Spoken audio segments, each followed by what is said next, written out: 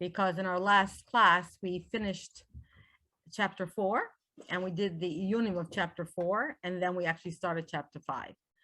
So chapter 5 is, in a way you could say it is a continuation of this idea of what is the mitzvah to believe. And we talked about that in chapter 4. Chapter 4 was really about why is belief in Mashiach so fundamental to Yiddishkeit. And then when we talked about chapter 5, there was the point of what is the obligation to believe. So we know it's a principle, but what is entailed under that? And we saw that really what we're saying is that because it's the Rambam who told us that we have this obligation to believe, when we look at the Mishnah Torah and how the Rambam describes it, it becomes very clear that the obligation to believe in Mashiach is about those key elements, that Mashiach is going to be a person who's going to return Malchus Beis David, the Yashna, and then he's going to be Makabis Nitzchei Yisrael, he's going to build the base of Migdash. Those are the elements, and therefore we're going to be able to keep all the mitzvahs. That is the chiyuv of belief in Mashiach. And then we saw in our last session that it makes a difference in terms of because the Rambam says whoever doesn't believe this is a kaifer. So when we talk about different elements of what a person might believe or not believe, if it's outside of those things that we've said, he's not necessarily a kaifer.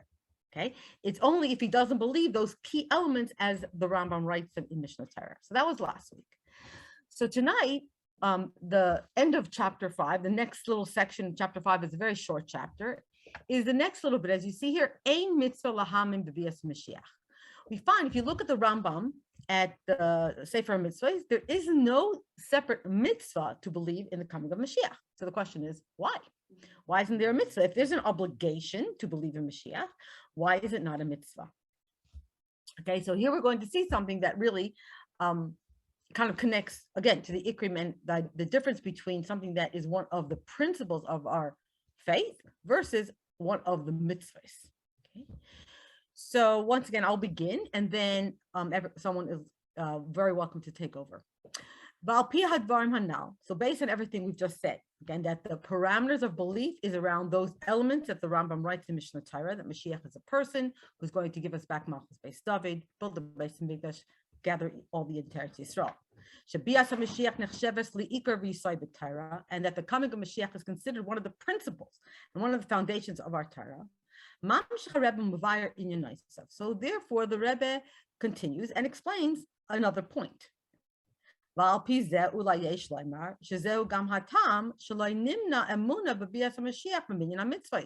Rebbe says, and these are exactly the Rebbe's words, that perhaps because of this, because it's one of the Ikrim, that's why perhaps we could say, knows how the Rebbe writes it, right, with this humility, perhaps we can say, according to this is the reason why the Rambam did not include this belief as one of the mitzvahs in his counting of 630 mitzvahs.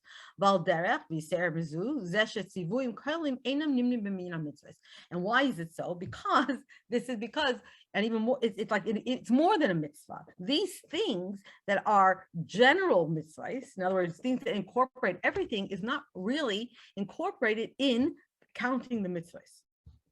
In other words, what are we saying? Hainu.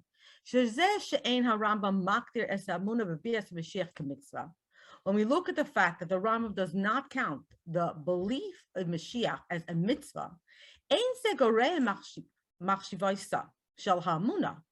this doesn't minimize this does not minimize in any way the chashivas, the importance of this amunah. Ela adrab, it's actually quite the contrary. It's not because it's less important than mitzvah. It's actually because it's one of the foundations of Yiddishkeit. That's why you can't count it as a separate mitzvah. But again, and like the Rambam himself writes, in his Hakdama for the Sefer Mitzvahs, and how he's counting the mitzvahs, he writes in general about these general commandments as such, obligations. So anytime the Torah gives us a general klal, like the word, and everything I'm going to tell you, you have to keep, right? You can't. The Rambam says clearly, anything that's a klal, that's a more generalized command or obligation, the Rambam does not count it as one of the very particular 613. Kevan she'ena mitzvah pratis. That's because it's not a detail. It's not the one like detailed mitzvah. Rather, it's a general concept or inyan that actually includes or underpins all of the mitzvahs of the Torah.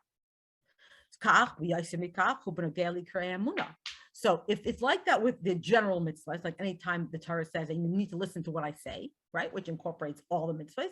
So how much more so when we talk about the things that are considered principles of Yiddishkeit. And one of those, we said, the 12th principle is this belief in the coming of Mashiach. These are general concepts, general principles, and they become the foundation of all the mitzvahs.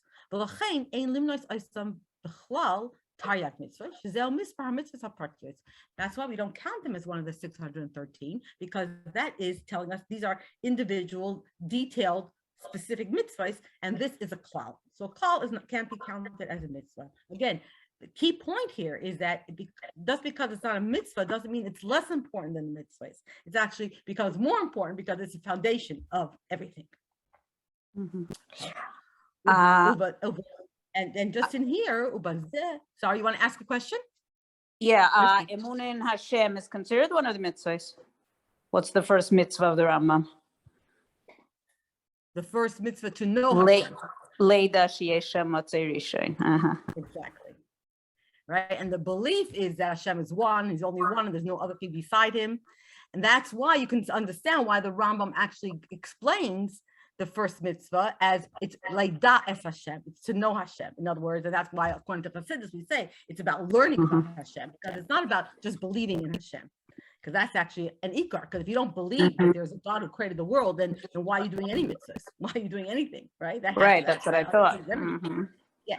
So that's why the Rambam says it's not a belief in that case. It's knowing, it's learning.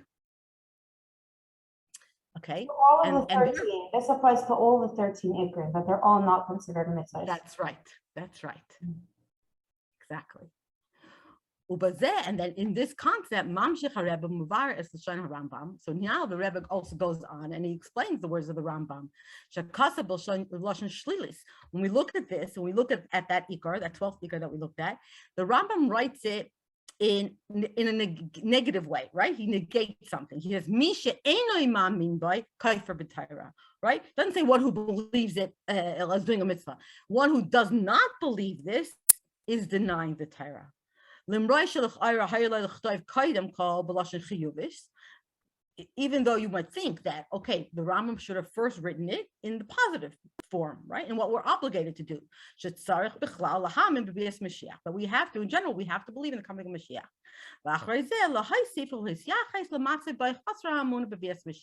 And then to go on and like to add on and to relate to, okay, and what happens if a person should believe, and what happens if he's missing that amunah, then he's a kaifer. But that's not what the Rambam writes. I'll pick Hanal, move on. Based on what we've now said, we understand. There's actually no place for the Rambam to say that there's an obligation to believe. Because there is no chiyuv like that, right? It's not a mitzvah, an obligation in that way. And that's why the Rambam only writes it like in the negative. This is one of the ikrim. This is one of the principles of Yiddishkeit. And if you don't believe this, you're being kaifer in the Torah. If you don't believe this, you're a kaifer in the Torah because you're missing the foundation of what Torah is really all about. As we saw, the belief in Mashiach is connected to the belief that Hashem is Nitzchi, that Bnei Yisrael as a chosen nation, that we are Nitzchi, and that the Torah is Nitzchi. So if you don't believe in Mashiach, you don't have a foundation to believe in Hashem or the Torah or Bnei Yisrael, because it's all connected. And Rivki, do you want to continue? Rivki Glassman. 1 second.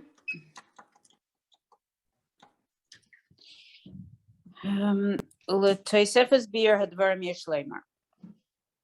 And to explain further, we can say, Tariag mitzvahs hem tariag tzivuyim shenistevina laseisem anu eisem mepnei shekibalnu al atzmeinu al malchus shemayim v'lefichach anrei matzmeinu mechiyavim letzivay aleki v'yadam shadam sheina eisem harei hu mishtamet mehachayva hamutla alav.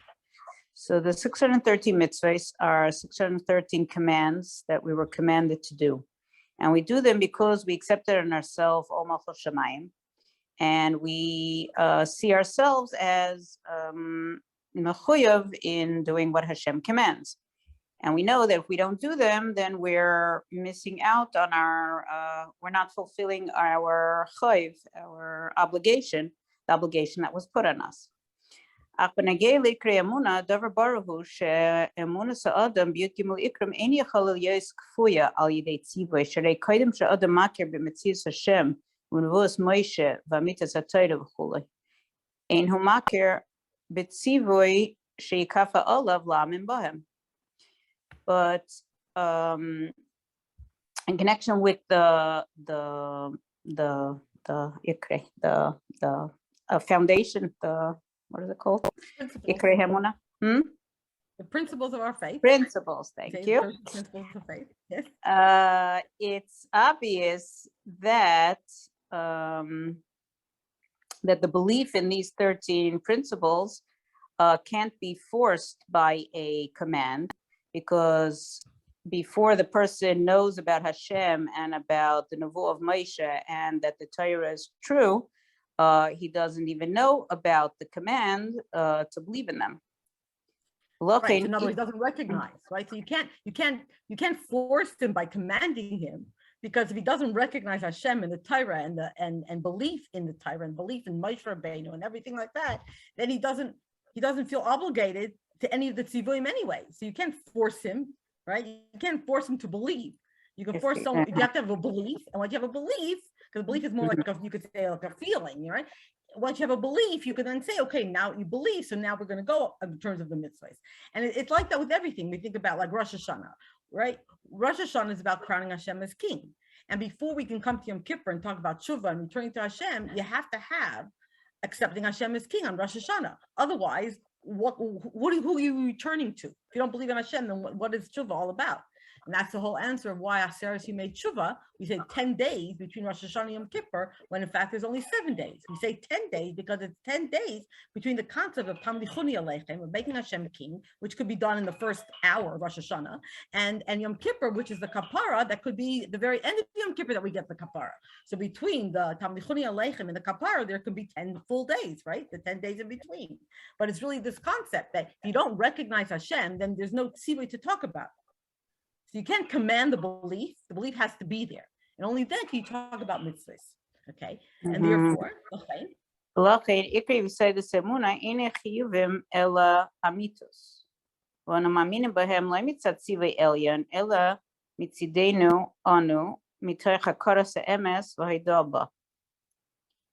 And therefore, the principles and the foundation of Emunah are not obligations, but truths. And we believe in them not because we were commanded from above, but because we recognize the truth and we admit it.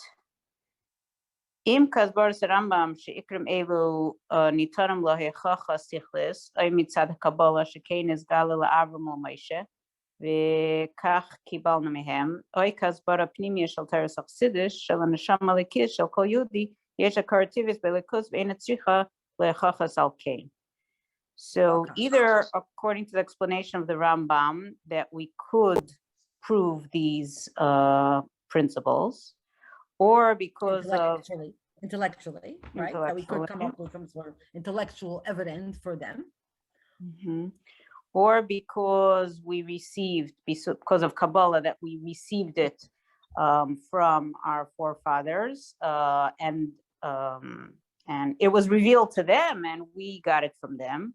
Or the way Chassidus explains that the neshama of every yid has recognizes by its nature elikus, and it doesn't need any proofs. So one of these three, but all of them are the same, that it's just there. It's just a truth. V'acharei v'al yisoid ha'korah ha'atzmius b'ikri emunah ha'adam ba laha'korah b'mitzvah shel hatzivui. B'neviim v'chazal pratim rabim oidis No, meisim. here, Halaki. Okay. I got it. Halaki. U'michayava shelai klapa. V'as shaykh elav tzivui b'shar inyanai. Okay. So after the foundation recognizing these principles of faith, then the person can recognize the truth of the commands, I guess. You want to go down? I did. The I've gone down. commands of Hashem and what he is obligated to do to Hashem. And then all the other obligations also come on him.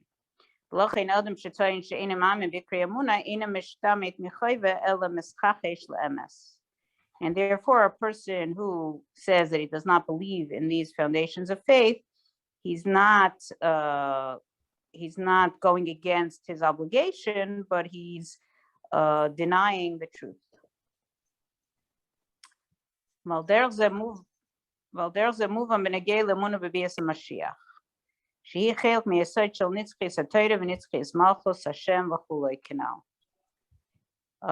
that's the same thing according to the Emunah in Bias Mashiach, because it is a part of the foundation of the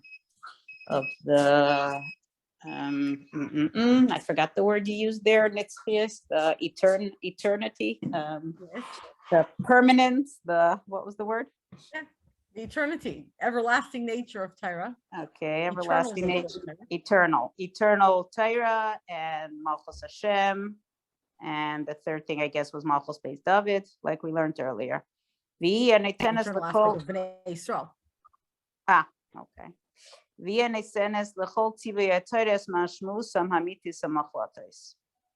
And this belief gives meaning, true meaning, and absolute meaning to all the mitzvahs of the Torah.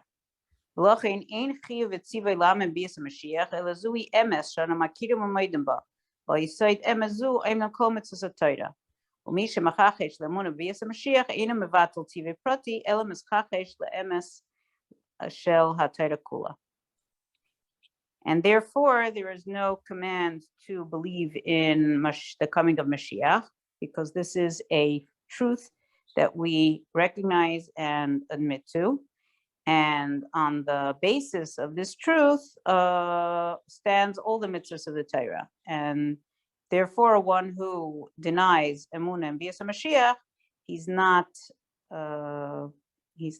going against one mitzvah, one detail mitzvah, but he is denying the truth of the whole Torah. Yes. Okay. So who would like to take on now and do the sikkum? I don't know if this is afterwards, but I remember learning another reason why the belief in Mashiach is not a mitzvah, because the mitzvahs have to be eternal, and the obligation to believe in Mashiach and wait for him is temporary, because it's only during Galus, and once Mashiach comes, we don't have that mitzvah anymore to believe in him. That's nice. Does Verlea or Ruth, does anyone want to read? I don't mind reading, but maybe there's someone else who can read. Who's Bubby?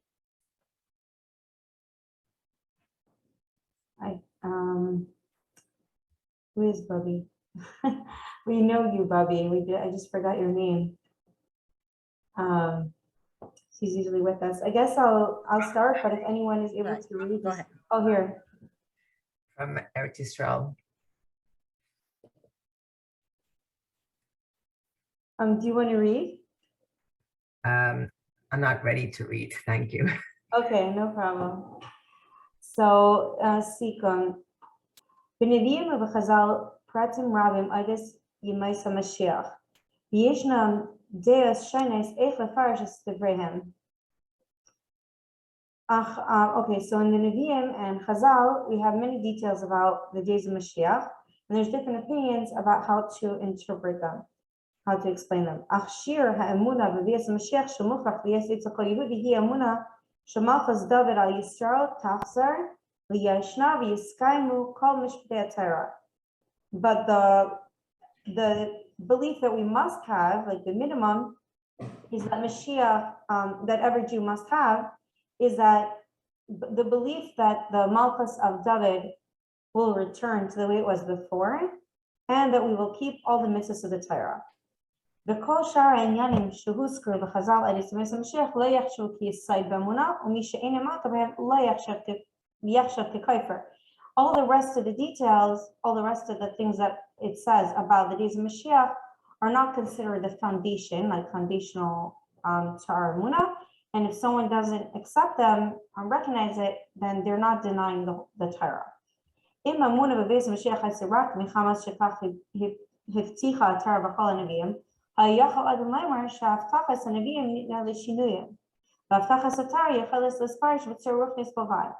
if the belief in Mashiach was only because we're promised, it's a promise in the Torah and also from the Nevi'im, then a person could make a mistake and say, well, the promises of the Nevi'im could change, because they really could change, even though, he doesn't recognize that a positive individual can't change. And the promises of the Torah could be explained in a spiritual way. Like not everything has to be taken literally. There's like Shem and Panim Latera. Achkevan Shamun Aves Mashiach Kshurim Yisaitis HaTorah, Leficha Ha'imar Sheshayach Bazashinoi, the Parish says Baruchnius, but because the belief in Mashiach is connected to a foundation of the Torah, therefore it's not just one of the things that it says in the Torah, but it's the foundation of the whole Torah. Therefore, it's not possible for there to be a change in this, and it's not possible to interpret it in a spiritual way, because that would be denying the whole Torah.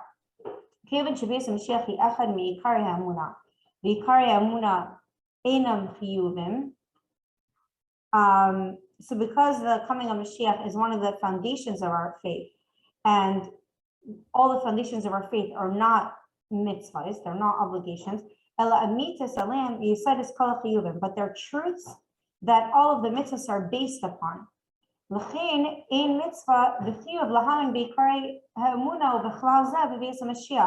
That's why there's no mitzvah or obligation to believe in the coming of Mashiach, because or in any, not only the coming of Mashiach, but in any of the Ikrim. And all of the Right, any of all of the Yudim Ikrim, and including the coming of Mashiach.